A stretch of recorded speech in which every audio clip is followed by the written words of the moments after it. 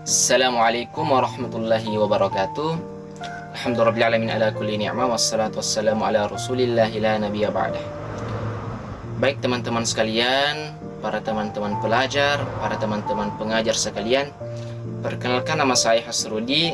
Saya dari Pasca Sarjana IAIN Parepare yang mengambil titik fokus pendidikan agama Islam. Nah, pada video kali ini saya akan berbagi bersama teman-teman sekalian, yaitu tentang apa sih sebenarnya karakteristik pendekatan saintifik dalam pembelajaran pendidikan agama Islam. Yang perlu kita ketahui bahwasanya sebelum kita masuk kepada karakteristik, yang pertama yang perlu kita pahami atau ketahui apa sih sebenarnya pembelajaran saintifik itu. Secara bahasa singkatnya, pembelajaran saintifik merupakan proses pembelajaran yang mana dalam proses pembelajaran itu berpusat kepada siswa untuk menekankan pada proses yang namanya proses ilmiah. Kemudian selanjutnya dalam proses pendekatan itu tentu saja ada proses belajar kita. Dalam proses belajar inilah yang akan mendekatkan kita atau yang akan mengantarkan kita pada karakteristik tersebut.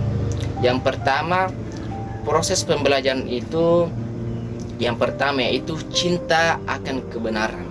Jadi ketika seorang pelajar ingin mendapatkan proses ilmiah, ingin mendapatkan hasil yang lebih maksimal, maka dia harus menanamkan yang namanya kecintaan pada pembelajaran itu, kecintaan terhadap ilmu tersebut, agar kiranya dengan kecintaan itulah yang akan mengantarkan dia untuk selalu tetap berproses dalam suatu pembelajaran.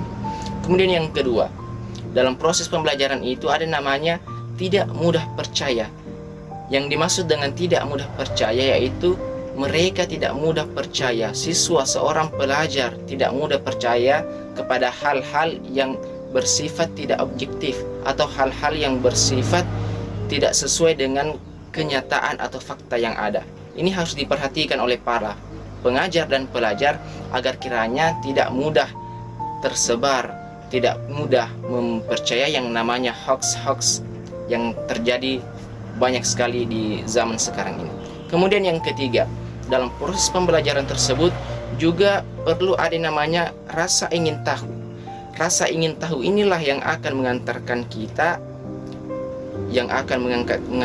kita terhadap hasil yang maksimal. Karena kenapa?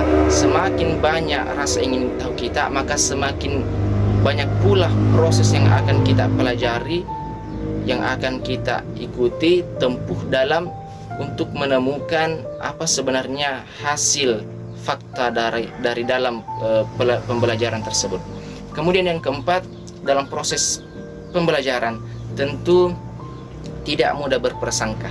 Artinya ketika ada hal-hal yang kita terima itu tidak kita serta-merta langsung telan saja, begitupun tidak serta-merta kita langsung membuang saja. Artinya ada proses yang harus kita tempuh di dalam tersebut.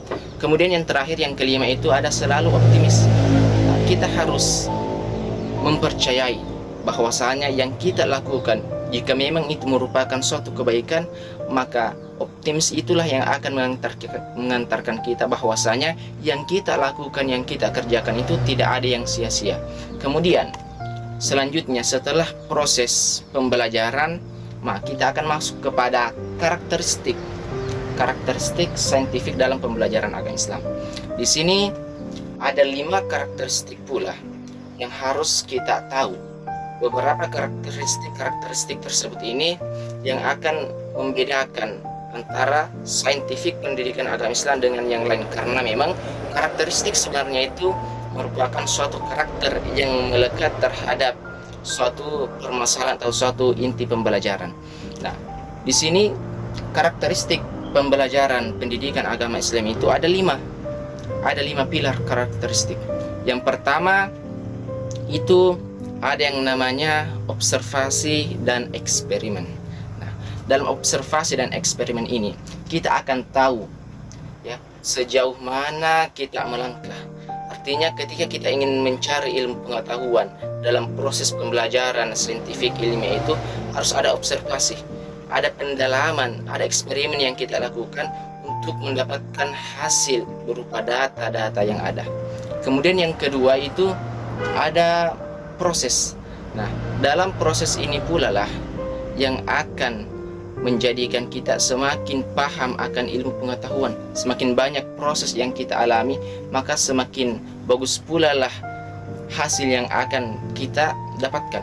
Kemudian yang ketiga di situ ada pengembangan. Nah, pengembangan yang ada ketika kita mendapatkan suatu data, mengelola suatu data, mendapatkan hasil-hasil yang kita inginkan, itu tentu saja kita harus melakukan pengembangan lebih lanjut lagi agar kiranya kita tidak mudah untuk puas ketika kita baru mendapatkan suatu hasil. Artinya dalam proses tersebut harus kita kembangkan lebih lanjut lagi. Kemudian yang ketiga atau yang keempat itu ada integrasi sains dan agama. Maksudnya apa? Dalam pembelajaran pendekatan saintifik secara ilmiah, tentu antara sains dan agama tidak bisa dibedakan. Banyak di antara orang-orang yang mendalami sains, ternyata mereka menemukan jawaban-jawabannya itu di dalam agama, di dalam Al-Quran, di dalam hadis.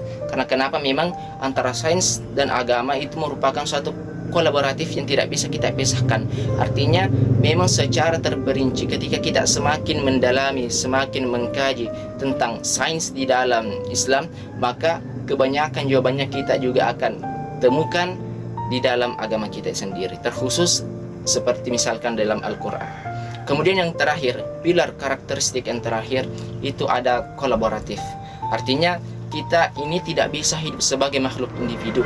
Kita memerlukan adanya bantuan orang lain, adanya bantuan kelompok lain, agar kiranya ilmu yang kita tekuni, ilmu yang kita dalami itu tidak bisa kita hanya temukan atau gali sendiri. Perlu ada beberapa konsep dari orang lain, perlu beberapa ide-ide cemerlang dari orang lain, kelompok lain, sehingga kita akan lebih mudah menemukan solusi suatu permasalahan tersebut. Nah, itulah tadi beberapa karakteristik yang ada dalam pembelajaran pendekatan saintifik dalam Islam. Jadi untuk video ini cukup begitu saja. Saya ucapkan banyak terima kasih. Wassalamualaikum warahmatullahi wabarakatuh.